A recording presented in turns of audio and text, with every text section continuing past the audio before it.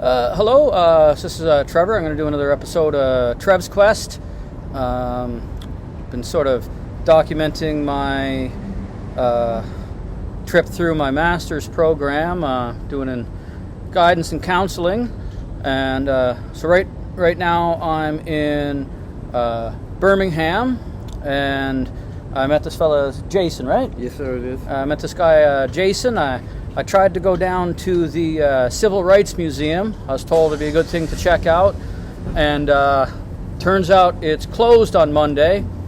There's a little park nearby, so I was in the park looking at the statues, and Jason came over and started explaining to me some of the stories, maybe behind the stories, and get this a little closer in case the speaker's not picking up. And he gave me a bit of a tour of, well, I won't say the whole city, but the sort of the neighborhood that we're in, and told me some of the things that was going on in the city. And so I don't know. Tell me a little bit about yourself, Jason. My name is Jason Carter, man. I grew up in Austin, Texas. I happened to come to Birmingham on a note that a dating website and get here and get married. 6 months into the marriage, come home from a day labor work, find her in the bed with another man. Her excuse was, you wasn't here. Well, of course I wasn't there. I was at work. And I'm sitting in Kelly Ingram Park, downtown Birmingham, by 16th Street Baptist Church. Throwing myself a pretty much good pity party. And I meet this lady who changed my life for as what I thought I knew about civil rights history and history alone itself, which I really didn't know anything other than this and that. Well, I met this lady named Sarah Collinswood. She actually was involved and in the church bombing in 16th Street Baptist Church, September the 15th, 1963. She was actually in the bathroom. She told me things that it was sad, hurting, even to the point had me angry. Not at the fact that what was done, the fact that a human being could do another human being that way. Not on another human doing another human like it, but a grown human being doing 5 young kids that way. And I question not my own insanity, really. I question my own insanity. Like, I couldn't put myself in their shoes, because if me and you have a quarrel, that quarrel have nothing to do with your wife, your kids, your brother, your mother. Someone doing that have taken on a cowardly path. Not only a cowardly path, but a path along that path, and have the audacity to say is in the name of God. I don't know what his Bible teaches him, and I'm not going to get no religious thing, but it says, in the beginning, God so loved the world. 2 things sticks out to me in that whole little sentence. So loved. What was done September 15, 1963 at 16th Street Baptist Church, that wasn't love. And what did happen at that time? 15 sticks of dynamite were placed under the basement, under the little girl's bathroom. 5 young girls were preparing for Sunday school.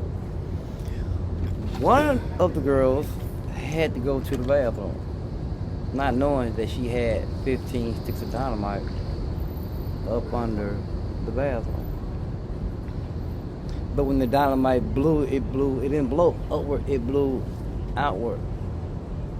And it injured 20 people across the street in an apartment called Liberty.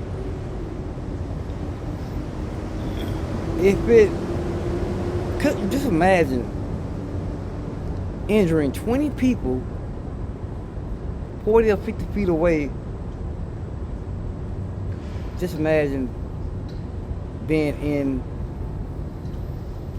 ground zero of it.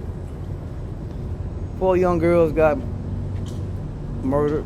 There's no other way you can say it other than murder. Adam May, Colin, Cynthia, Denise, and Carol, along with Miss Sarah Collins, she's a survivor. She had her right eye completely removed. She had glass particles in her left. She's totally blind. Only thing this woman desired was an apology from the governor. The governors before Miss Kay Ivey, which is the governor here now, refused to do it. Miss Ivey did. If you snap your fingers, she jumps. And the reason why the history books never spoke of her, the Klan in Alabama, Birmingham, Alabama, at that time in the 60s, told her to forget about it, act like it never happened. In so many words, they threatened her. You showed me the Klan office when you were kind of giving me a bit of a tour of the neighborhood. Picture a neighborhood, a black neighborhood, going down a straight little path, and on the right hand side is a Klan establishment, and on the left is a Klan establishment. That's hell. That's hell. The kids can't go out and play. You gotta tell when they do go out and play, you gotta be out there in fear of beatings, hangings, murder. It's way beyond.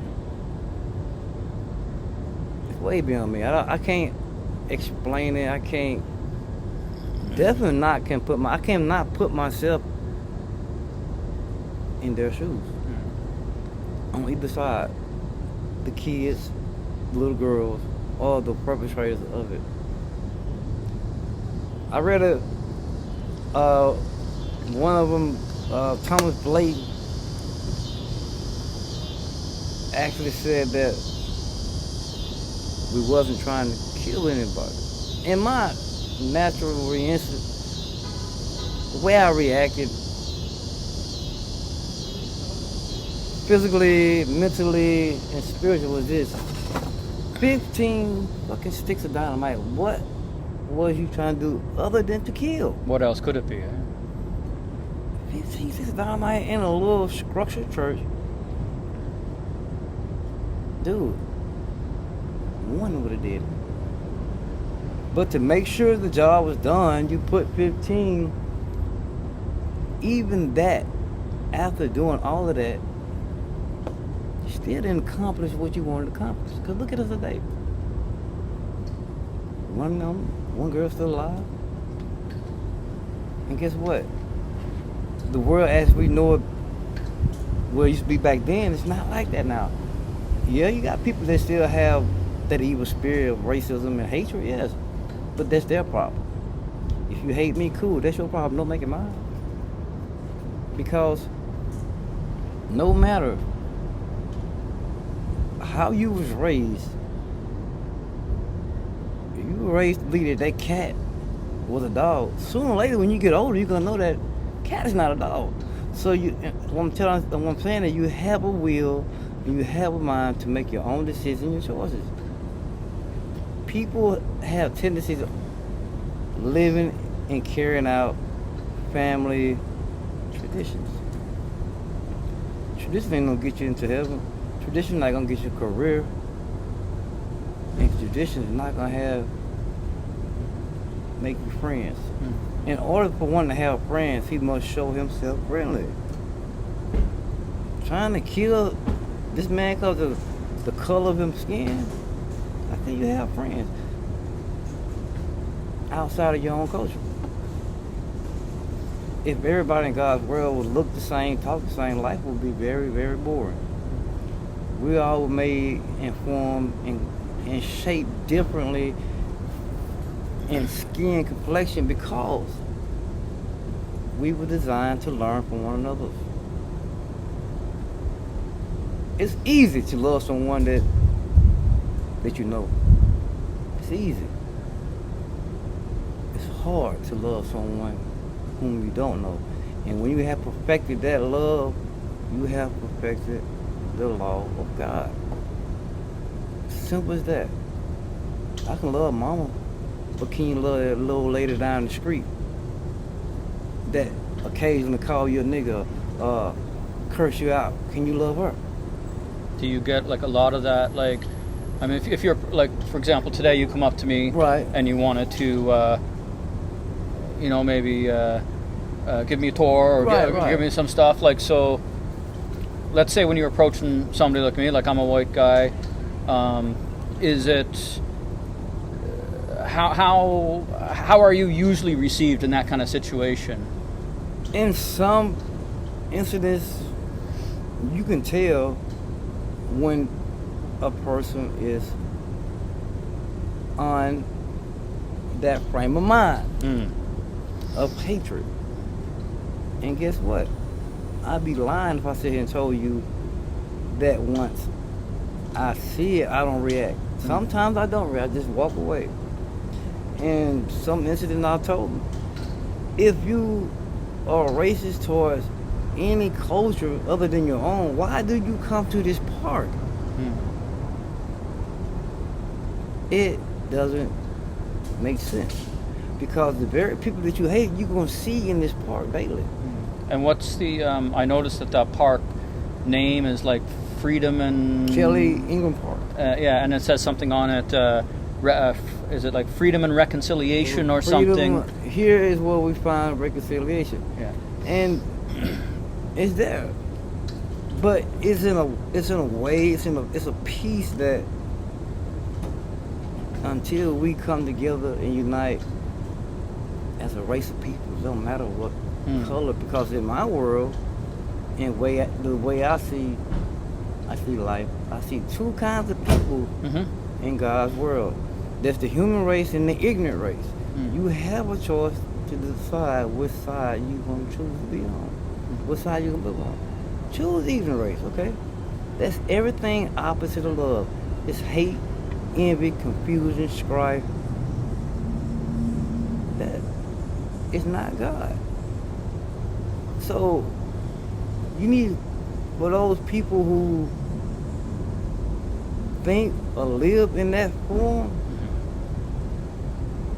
if there is a paradise beyond this world, you're not gonna go until you change your heart. You got to change the way. It's the spirit of a man. To me, your spirit is your heart and your mind working together in a form of good, compassion. Sum all that up, love. Some people have what's it called, a Hollywood love. My auntie had a Hollywood love towards me. We went public, hey baby, hey nephew. Other than being in public, it was pure hate. I'm like, she probably should have went to California with the Hollywood, but being humorous about it, as I got older, I wasn't even mad at her because she is tormented. She has to deal with that. How old are you now? 50 years old. Yeah. Like it's finna come down, buddy. I wish I had more time, man, because I gotta walk back down here and all of a sudden it's gonna rain. It's sprinkling now. Just died. Oh, wow. And beyond everything that you may have been taught, dealing with hatred, envy, strife. The very people that you've been taught to hate against, sit down and talk to one day. And learn that everything that your parents or whoever taught you about that race, sit down and talk to that person, see the truth. Then you know where the truth lies at. You know. People don't go on traditions. Because traditions will have you miserable. You will blacken your own heart like Pharaoh, and once you blacken your own heart, guess what? God cannot deal with you. There is a hereafter. And how you live and how you carry on right now at this point in time, it decides how you're going to live eternity. In happiness or torment. Everybody's choice, man. Everybody's choice. But have your heart right. And I'll tell you, last but not least, pray, guys. Pray. Don't give up on your loved one, your friend that's having some complications in life. Because we all designed to encourage one another, if it just with a simple kind word or a hug. Guess what? It warms the spirit and it makes a person change their activities, their lives, just knowing someone cares. And it's been a blessing. Yeah. You told me earlier that that is important. You know, you were saying that you're trying to make a bit of money. You know, you're giving tours, and that it's important to you. Not to be stealing or involved in crime, and to retain human. Your human dignity, and you told me what you're living. Where do you sleep these days? At a motel called the King's Inn. Yeah. It's today, if I got a little money on cash, if I don't get $20 more, guess what? I'm gonna be in the rain. Yeah. So you're sort of, on one night you might have a room, the next night you might be homeless, depending on... It depends on... kind of a day-to-day weather, or how the day goes in the park. It all depends on day by day. And that's what it depends on. I have been in the rain, I have been in the snow, I have been in the cold. Every element that one man have faced, have become known to, I have been in it outside. How long have you been living without like a fixed kind of address where you can go every night? About a year and a half. About a year and a half. So I'm just taking one day at a time, man. It's I pray to God I'll be able to get $20. I can't go back to the park, do no tours. It's raining. And it has been a pleasure meeting, talking, and sharing ideals and heart with, man. It has been a pleasure. I mean, you have no idea the pressure that you have taken off me just sitting down talking. But I gotta be going because it's been rain. And I ain't got a slap on that foot. Well, I'll tell you what, like I said too, that I gave you a little bit of money when you were, when you were showing me around, because I figured that if I would have went to the Human Rights Museum, which ended up being closed, I don't know what that would have cost, but probably similar. $50.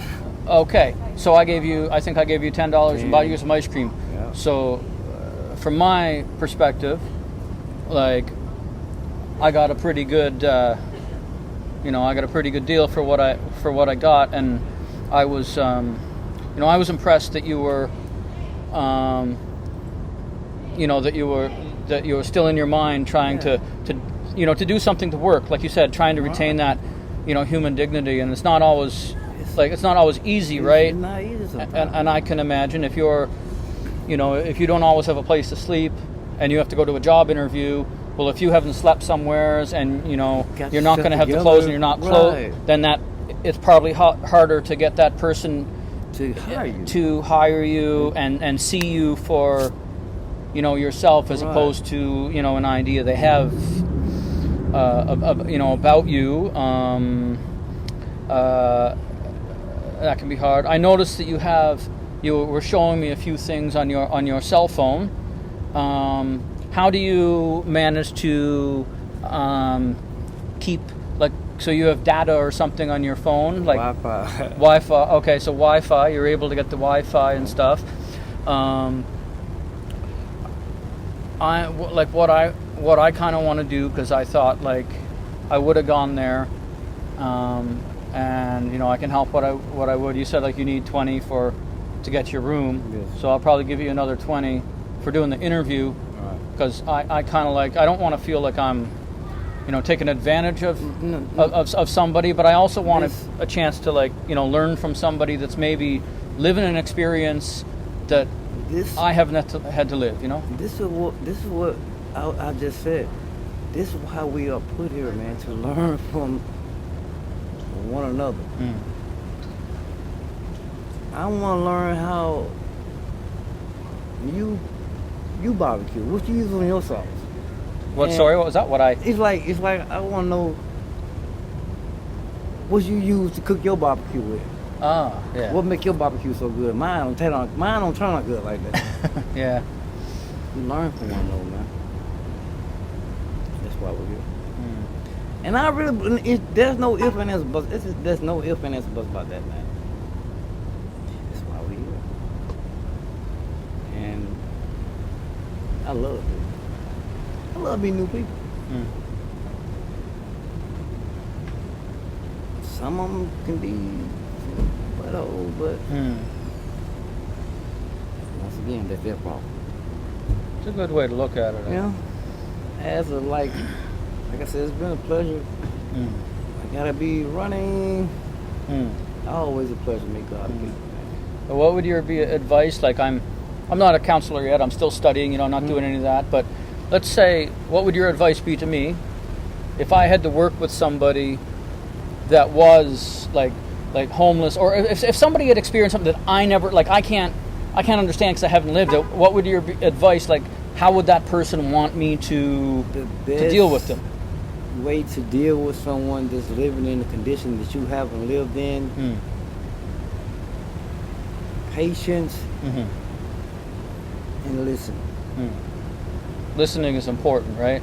Very, because I hear when you're talking, there are people that try to out-talk you instead of listening.